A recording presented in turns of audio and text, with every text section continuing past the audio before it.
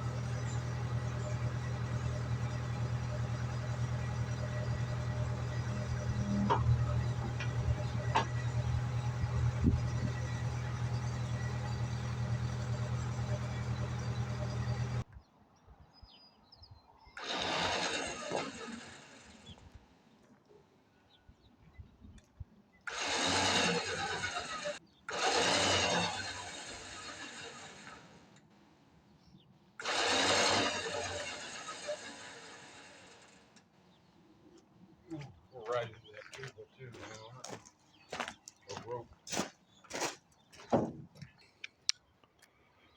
After hours of hammer and dolly work on the upper part of the fender, we got that crease ironed out. I mean, good enough for government work, right? The inner skin, when I started pounding on that, it started pulling a lot of the welds from the sheet metal and just making it worse, really. I don't know how well the camera's gonna pick it up, but it is like extremely bowed and just in not the best of shape. So here's some of the damage. You can see how hot that steel got with that tire rubbing on it. That's the front. Here is the rear one. Got that thing nice and hot. So with that in that shape, I decided to go ahead and cut a new piece of sheet. I had a big, actually I think a full sheet of, it might have been a little bit thinner. It might have been 18 gauge. I believe that is 16 gauge, but I'm not going to drive on these fenders ever again, hopefully. And if I do, we'll be building drive-ons. So no big deal there. But went ahead, cut a piece, and got that thing burned in on the inside, as well as some shorter welds here along the outside. And then that top lip, we just got some tacks along it, but it's nice and sturdy at this point. I had a tube of seam sealer from when I restored the bed on a service truck. Turns out that's been a few years, and it's completely solid throughout the tube. So I was going to do the fancy thing and put seam sealer on it like that side, but being that I don't have any, or what I do have is dried up, we are not going to wait any longer because I will need this trailer next weekend, and I'm going to go ahead and shoot some primer on this now. So that way I'll be able to let it dry overnight. Then I'll shoot some nice fancy $1.98 Walmart branded gloss black spray paint over this unit tomorrow, and she'll look almost as good as new. Probably better, honestly, because I got to tell you, the welds are far superior than they originally were. But we'll see how it turns out. I mean, I'm really unhappy with the clear coat paint job on this trailer. You can see both fenders just look like complete garbage. Clear coat's peeling off. This thing's a 2017, I think, which, I mean, for what you pay for a trailer like this, is pretty sad. The clear is just wearing off like that. Not a very good coat, but what do you do? We'll have her back up running and ready for the next job next weekend. Got the old tires all loaded up. The new ones, they're holding down at UPS, so I got to go pick them up. Figure one day this week after work, I will swap these tires for the new ones. I don't know how well you can see it. Oh yeah, you can definitely pick it up on camera. Like, they are pretty sketch. I'm not putting anything heavy on the trailer with those, so got two new ones. We'll get those mounted up. I went ahead, shot a coat of primer on the fender last night. It looks pretty decent. It's not perfect, but for what we're doing, it'll work. So I'll mount those two tires up and get those mounted back on the axles. I went ahead and serviced the bearings while I was, at it, and got those packed full of grease. And I also noticed that all four of the hubs were a little bit loose. I mean, probably just from the age and the wear on the bearings. So I tightened all four hubs up a little, and then got my spare tire mounted back up. So, I'll get those two tires mounted, and then I'll go around and I'll check the other three tires, the pressure, while I'm doing stuff on it. And we will be back in action. Got my two new tires all mounted up after work today. Got them on the trailer. And as you can see, we are all loaded up with the little Yanmar that could, the box blade, and the rock rake for a job I am doing early next week. We'll probably go ahead and record that one. So if you're into dirt work type stuff, stay tuned for that one. But we got our two fancy new tires on here. I'm not super happy that the ones I ordered that would have matched ended up not being the correct tire. They sent me a different tire. However, they are a higher load range, so I decided to just run them. But now, we've got all the clearance in the world on this side. The other side, I'm actually a little worried about at this point, but they're not touching. We should be fine. We're not overloaded, so, they shouldn't contact the fender at all. Yeah, didn't go into real detail on this video, I don't know. But, finished product. She's back on the road. Fender's fixed. Tires are fixed. There you have it. Catch you guys on the next one.